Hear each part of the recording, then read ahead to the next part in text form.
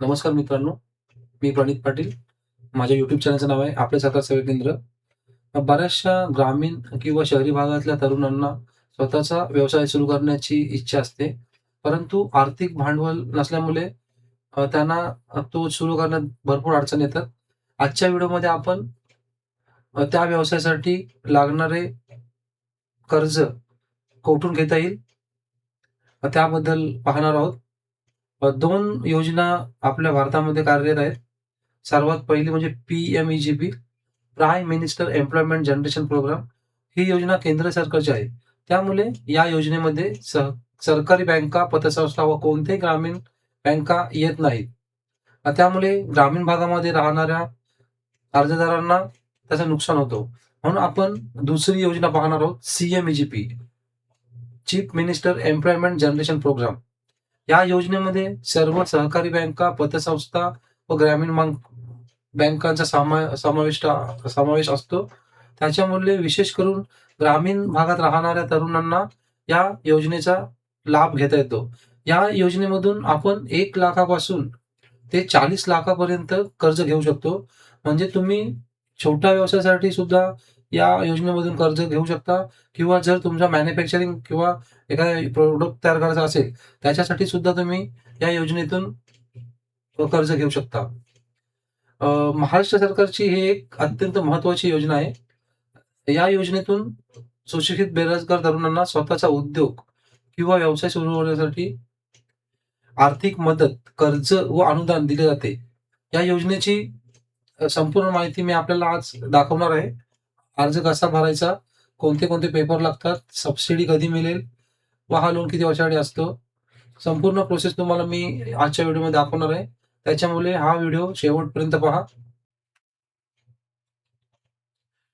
या योजनेतून आपला जो काही प्रकल्प आहे, त्याच्या एकूण खर्चावर आधारित कर्ज दिले जाते. म्हणजेच आपण जर एखादा मॅन्युफॅक्चरिंग करत असाल किंवा आपण स्वतःचा एक प्रॉडक्ट बनवत असाल, तर त्या गोष्टीसाठी आपल्याला 50,00,000 ची मर्यादा दिलेली आहे या योजनेमधून. व आपण सेवा देत असू किंवा सर्व्हिस देत असू, तर त्याच्यासाठी 20,00,000 ची मर्यादा दिलेली आहे. या योजनेमधून कोणत्या प्रवर्गासाठी किती अनुदान मिळते, ते आपल्याला मी सांगत आहे. कॅटेगरीनुसार ही सबसिडी आपल्याला मिळते. सामान्य प्रवर्ग म्हणजे जनरल कोट्यातून जर तुम्ही ही योजना अप्लाय करत असाल, तर शहरी भागात 15% व ग्रामीण भागात 25% सबसिडी आपल्याला मिळते. तसेच SC, ST, woman, ex serviceman, OBC यांच्यासाठी शहरी भागासाठी 25% व ग्रामीण भागासाठी 35% सबसिडी मिळते. म्हणजेच ₹1,00,000 जर आपण कर्ज घेत असाल, तर साधारणपणे ₹35,000 आपल्याला सबसिडी आपल्या खात्यामध्ये जमा होते. साधारणपणे आपण कर्ज घेतल्यानंतर 10 दिवसाची ट्रेनिंग पूर्ण केल्यानंतर आपल्याला 1 महिन्यामध्ये ही सबसिडी आपल्या व बँकेच्या नावावर फिक्समध्ये एफ-डीमध्ये राहते. जेव्हा सुद्धा आपण 3 वर्ष व्यवस्थितप्रमाणे या योजनेचे हप्ते भरले, म्हणजे बँक लोनचे हप्ते भरले, तर ही सबसिडी आपल्याला जी सुद्धा का आपल्या खात्यामध्ये व बँकेच्या खात्यामध्ये एफ-डी करून राहिलेली असते, ती आपल्या खात्यामध्ये जमा होते व 3 वर्षानंतर आपण या योजनेचं ही योजना बंद करू शकतो. तर मित्रांनो, या योजनेमध्ये अर्ज कसा करायचा मी आपल्याला दाखवणार आहे. चला तर मग बघूया आपण लाईव्ह अर्ज कसा करायचा ते. मित्रांनो, सर्वात प्रथम आपल्याला आपल्या ब्राउझरच्या Googleवर जायचं आहे. तिथे CMEGP टाइप करायचं आहे.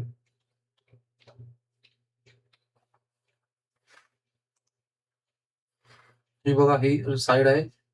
https://maha-cmegp.go.in.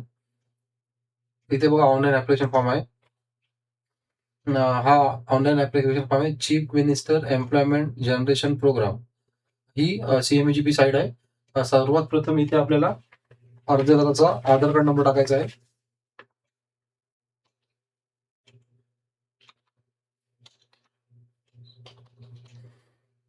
त्याच्यानंतर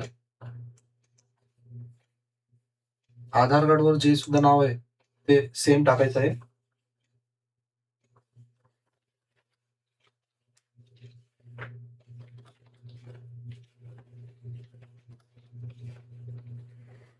त्याच्यानंतर इथे कॅटेगरी घ्यायची आहे.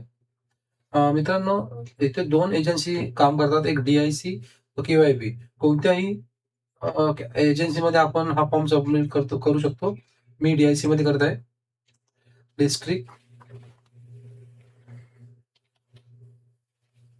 तुमचा जो सुद्धा डिस्ट्रिक्ट आहे तो घ्यायचा आहे. इथे इंडिव्हिज्युअल, त्याच्यानंतर मेल, फिमेल ते घ्यायचं आहे.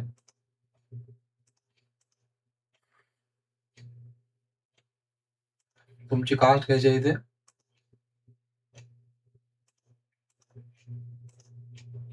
जन्मतारीख टाकायची आहे.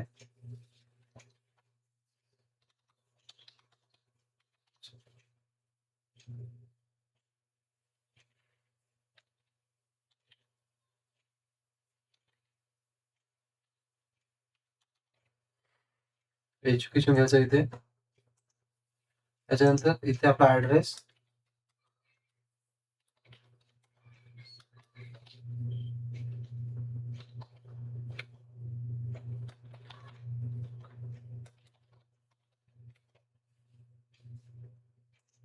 District,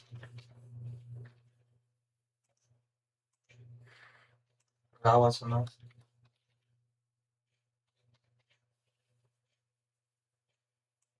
pin code number. पूर्ण माहिती आपण आधार कार्डप्रमाणे एकदा क्रॉस चेक करायची आहे.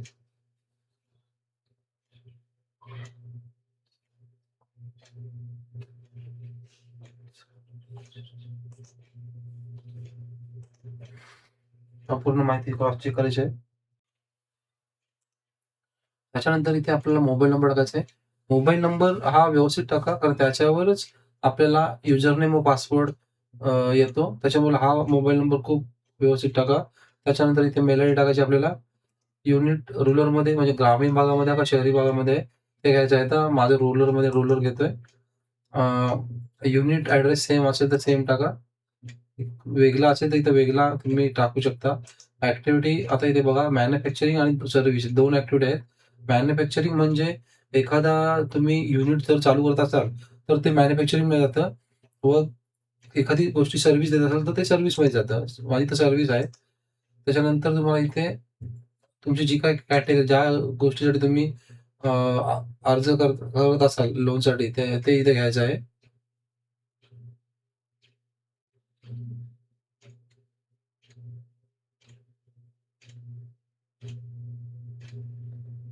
बऱ्याचशा सर्व्हिस आहेत त्याच्यामध्ये आपण आपली सर्व्हिस निवडायची आहे आपल्याला.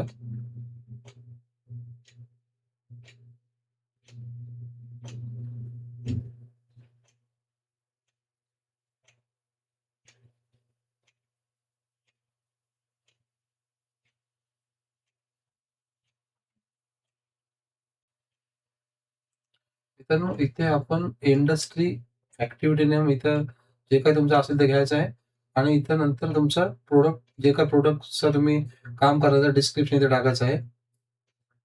त्याच्यानंतर ई-डी-पी ट्रेनिंग कंप्लीट नो, आपण पहिली केलेलीच नसते.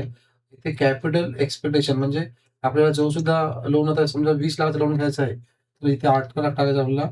1, 2, 3, 4, 5 वर्किंग कॅपिटल 2,00,000चं ठेवायचं आहे. टोटल 20,00,000. एम्प्लॉयमेंट 20,00,000च्या लोनसाठी कमीत कमी 6 ते 7 एम्प्लॉयमेंट हवेत. त्याच्यानंतर इथे बँक घ्यायची आपल्याला. माझी एस-बी-आय आहे, तर मी एस-बी-आय घेत आहे. तुमची जी सुद्धा आहे ती तुम्ही घ्यायची आहे. आय-एफ-सी कोड घ्यायचा आहे इथे आणि एक एक्स्ट्रा अल्टरनेट बँक सुद्धा आपल्याला घ्यायला लागेल.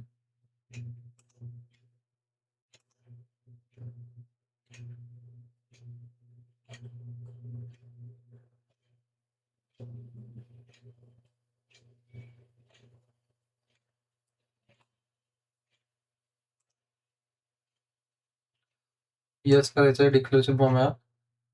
त्याच्यानंतर सॅम्पल अंडरटेकिंग फॉर्म हा डाउनलोड करायचा आहे.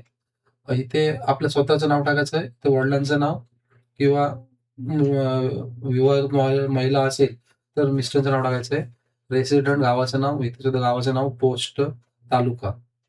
त्याच्यानंतर इथे सुद्धा आपलं नाव आहे. जी सुद्धा बँक आपल्याला फायनान्स करणार आहे, त्या बँकेचं नाव टाकायचं आहे इथे आणि इथे सही करायची आहे, डेट टाकायची आहे आणि इथे प्लेस टाकायचं आहे आणि ही पी-डी-एफ सेव्ह करायची आपल्याला आणि ती आपल्याला अपलोड करायला लागणार आहे. त्याच्यानंतर प्रोजेक्ट रिपोर्ट प्रोजेक्ट रिपोर्ट मी तुम्हाला दाखवणार आहे मी कसा भरलेला आहे तो. जे सुद्धा पेपर लागतात ते बघा अपलोड इथे photo, passport, Aadhaar card, caste certificate, PAN card, marksheet, education certificate टाकायचं आहे. बर्थ सर्टिफिकेट, नसेल तर डोमेसाईल सर्टिफिकेट, इथे स्पेशल कॅटेगरीमध्ये असाल तर तो सर्टिफिकेट टाकायला लागेल. अंडरटेकिंग फॉर्म आपण जो आता मगाशी बघितला हा अंडरटेकिंग फॉर्म इथे टाकायचा आहे. प्रोजेक्ट रिपोर्ट मी तुम्हाला दाखवणार आहे कसा आहे तो. नंतर इथे जर लग्न झालं असेल, विवाहित असाल तर इथे मॅरेज सर्टिफिकेट टाकायचं आहे. नंतर इथे लोकसंख्या दाखला आणि जे सुद्धा काय अजून डॉक्युमेंट असतील ते तुम्हाला आधारमध्ये टाकायचे आहेत. चला पेपर अपलोड करून बघूया आपण.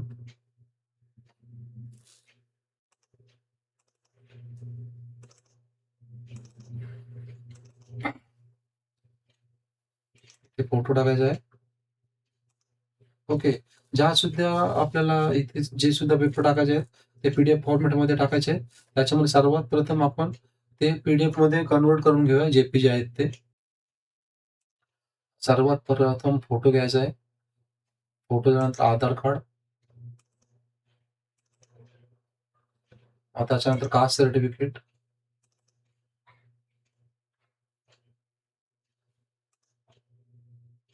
Pan card. Okay 300 KB. File ही 300 केबीच्या आत हवी आहे. त्याच्यानंतर मार्कशीट किंवा लिव्हिंग. त्याच्यानंतर डोमेसाईल किंवा बर्थ सर्टिफिकेट.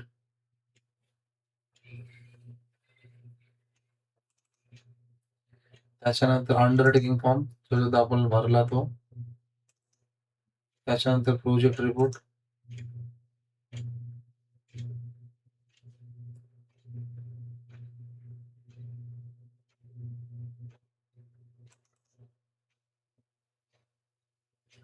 त्याच्यानंतर पॉप्युलेशन सर्टिफिकेट. मित्रांनो तुम्हाला प्रोजेक्ट रिपोर्टचा अर्ज जर हवा असेल तर मला कमेंटमध्ये तुमचा मोबाईल नंबर किंवा मेल टाका. त्याच्यावर मी तुम्हाला सेंड करेल. अंडरटेकिंग फॉर्म सुद्धा पाहिजे असेल तर तुम्हाला मी देईल. प्रोजेक्ट रिपोर्ट माझ्याकडे फॉर्म आहे तो तुम्हाला मी देऊ शकेल. सर्व पी-डी-एफ या 300 केबीच्या आत हव्या आहेत. आता ही माझी पॅन कार्डची 300च्या वर होती त्याच्यामध्ये मी घेतली नाही. मी परत ती रिसाइज केलेली आहे. ओके. सर्व पेपर अपलोड केल्यानंतर आपल्याला ते सेव्ह बटनवर क्लिक करायचं आहे. ओके. आधार कार्ड नंबर आपला चुकलेला आहे इथे.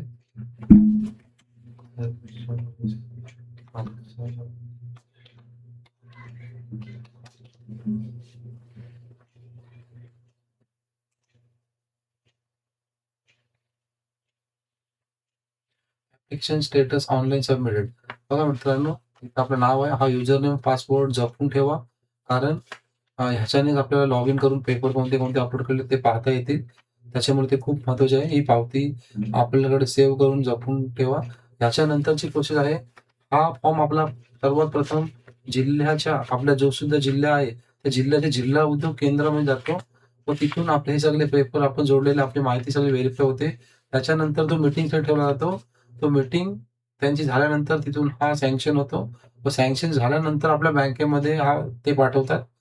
त्याच्यानंतर आपण बँकेमध्ये जाऊन आपले जे सुद्धा हे पेपर दिलेले आहेत, ते पेपर आपल्याला तिथे सबमिट करायचे आहेत. त्याच्यानंतर ही आपली प्रोसेस चालू होते. तुमचा सिबिल जर 750च्या वर असेल, तर हा लोन तुमचा 100% इथे होणारच आहे. आणि खरोखरच जर आपल्याला एखादा व्यवसाय चालू करायचा असेल, तर या माध्यमातून आपण 100% व्यवसाय सुरू करू शकता. आणि या योजनेमधून आपल्याला 35% सबसिडी सुद्धा मिळते. त्याच्यामुळे आपल्याला हा लोन परतफेड करण्यासाठी खूप मदत होते. त्याच्यामुळे आपण आपला व्यवसाय सक्सेसफुली इथे करू शकतो आणि 35% सबसिडी मिळाल्यामुळे आपल्याला खूप मदत सुद्धा होते. खरोखरच महाराष्ट्र व केंद्र सरकारची ही स्कीम जे सुद्धा नवीन व्यावसायिक आहेत, ज्यांना सुद्धा नवीन व्यवसाय करायचा आहे, परंतु आर्थिक भांडवल नाही, त्यांच्यासाठी खूप महत्त्वाची आहे. मित्रांनो, आपल्याला खूप सोप्या पद्धतीमध्ये मी ही स्कीम कशी अप्लाय करायची, कोणते पेपर लागतात, सबसिडी कशी मिळते, हे सर्व मी सोप्या पद्धतीने सांगितलेलं आहे. त्याच्यामुळे माझ्या या व्हिडिओला लाईक करा, शेअर करा, माझ्या चॅनलला सबस्क्राईब करा. कारण पुढचे येणारे व्हिडिओ आपल्याला माझे सर्वात प्रथम दिसतील. आणि ही व्हिडिओ तुमच्या WhatsAppच्या ग्रुपला शेअर करा. जेणेकरून ज्याला सुद्धा या योजनेचा लाभ घ्यायचा आहे, त्याच्यापर्यंत माझी माहिती पोहोचेल. नमस्कार.